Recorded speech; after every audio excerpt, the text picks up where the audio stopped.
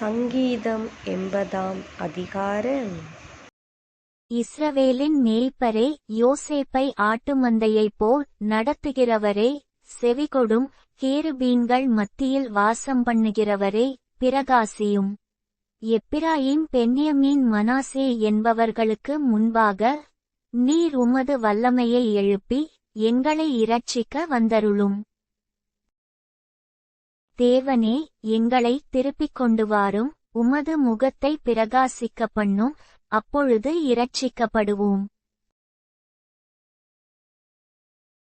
சேனைகளின் தேவனாகிய கர்த்தாவே, உமது ஜனத்தின் விண்ணப்பத்துக்கு விரோதமாய் நீர் எதுவரைக்கும் கோபங்கொள்வீர்?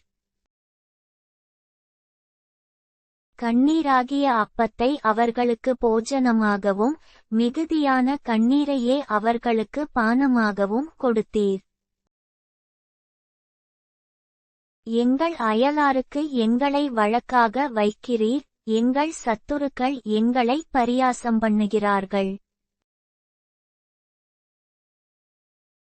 சேனைகளின் தேவனே, எங்களை திருப்பிக் கொண்டு வாரும், உமது முகத்தை பிரகாசிக்க பண்ணும், அப்பொழுது இரட்சிக்கப்படுவோம். நீர் எகிப்திலிருந்து ஒரு திராட்சக் கொடியை கொண்டு வந்து ஜாதிகளை துரத்திவிட்டு அதை நாட்டினீர். அதற்கு இடத்தை ஆயத்தப்படுத்தினீர், அது வேரூன்றி தேசமெங்கும் படர்ந்தது. அதின் நிழலால் மலைகளும் அதின் கிளைகளால் திவ்யமான கேதுருக்களும் மூடப்பட்டது. அது தன் கொடிகளைச் சமுத்திரமட்டாகவும் தன் கிளைகளை நதிமட்டாகவும் படரவிட்டது. அப்பொழுதோ வழிநடக்கிற யாவரும் அதை பறிக்கும்படியாக அதின் அடைப்புகளை ஏன் தகர்த்து போட்டீர்? காட்டுப்பன்றி அதை உழுது போடுகிறது, வெளியின் மிருகங்கள் அதை மேய்ந்து போடுகிறது. சேனைகளின் தேவனே, திரும்பி வாரும், வானத்திலிருந்து கண்ணோக்கி பார்த்து இந்த திராட்சச் செடியை விசாரித்தருளும். உம்முடைய வலதுகரம் நாட்டின கொடியையும் உமக்கு நீர் திடப்படுத்தின கிளையையும் கடாட்சித்தருளும்.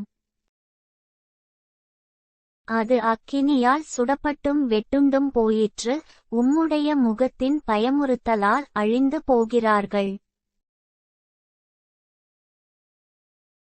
உமது கரம் உமது வலது பாரிசத்து புருஷன் மீதிலும் உமக்கு நீர் திடப்படுத்தின மனுஷகுமாரன் மீதிலும் இருப்பதாக.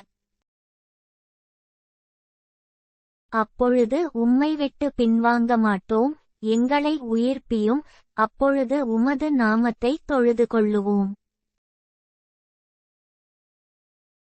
சேனைகளின் தேவனாகிய கர்த்தாவே, எங்களை திருப்பிக் கொண்டு வாரும், உமது முகத்தை பிரகாசிக்க பண்ணும், அப்பொழுது இரட்சிக்கப்படுவோம்.